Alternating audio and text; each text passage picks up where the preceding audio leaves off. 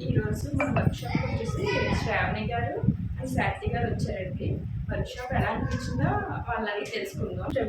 Hi అండి, మేము US నుంచి వచ్చాము.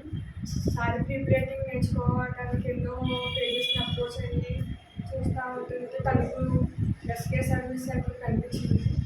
ఆ సర్వీస్ సెంటర్లో సారీ ప్రిపరేటింగ్ నేర్చుకుంటానికి వచ్చాము.